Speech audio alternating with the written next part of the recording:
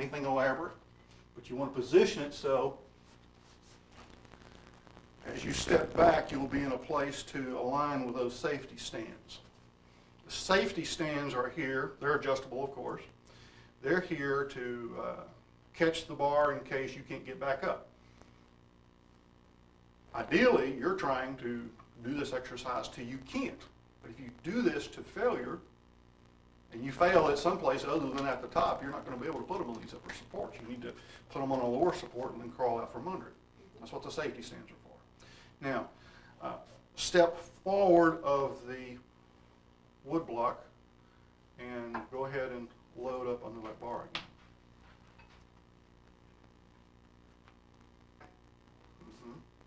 Now, step back, sort of feel your way for that wood block.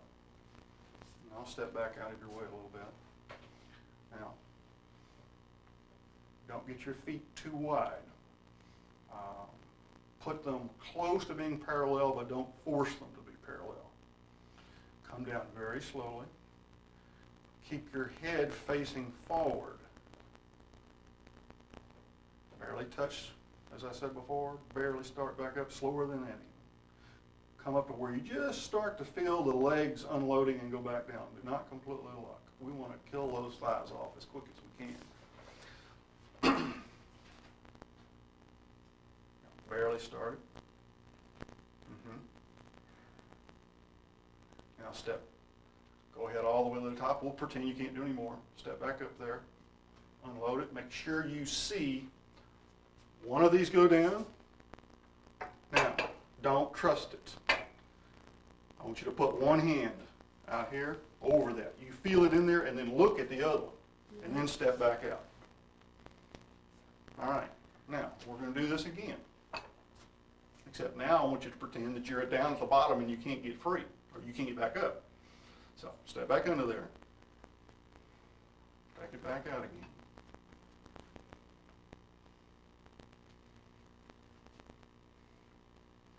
Okay. All right, now go down and pretend that you can't do another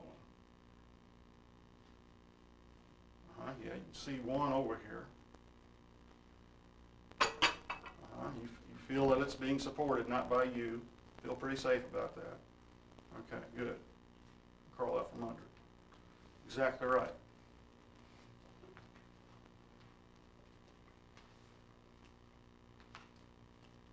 Okay, go down to the bottom.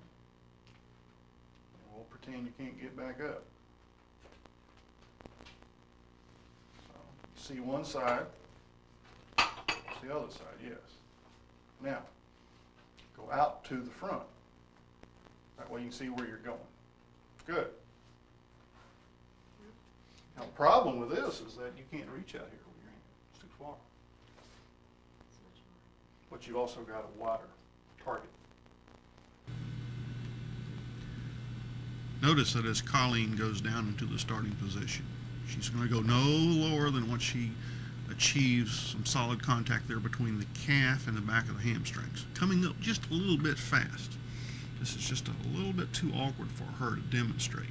And of course she goes way too high for the finishing position, but what we're mostly interested in here is observing what she does on this next repetition with the start. She touches as before, but then completely relaxes and collapses down into that position we don't want, that is very stressful to the knees, and then makes it even more difficult to get back up out of there without hurting the knees. This is too wide a stance, harmful to the hips and probably the knees, and this is more reasonable.